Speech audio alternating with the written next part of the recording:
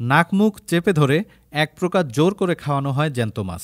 দেখে মনে হতে পারে হয়তো জোর জবরদস্তি করেই এমন কাণ্ড ঘটানো হচ্ছে, কিন্তু না। জ্যান্ত এসব মাছ খাওয়ার জন্য স্বেচ্ছায় জড়ো হয়েছেন কয়েক হাজার মানুষ। কেন এমন অদ্ভুত আচরণ?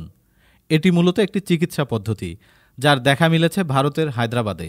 মূলত হাঁপানি ও শ্বাসকষ্ট থেকে মুক্তি পেতেই অদ্ভুত এ চিকিৎসা চলছে, যাতে জীবিত শোল মাছ গিলে খেলেই মিলবে মুক্তি, এমনটাই দাবি করেছেন আয়োজকরা।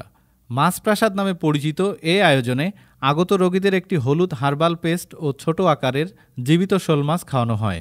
সেখানে চিকিৎসা নিতে আসা একজন রোগী বলেন, আমি এখানে গত ২০-২৫ বছর ধরে আসছি। গেল ২ বছর আমি এই ওষুধ খাচ্ছি। এখন আমি সম্পূর্ণ রোগমুক্ত।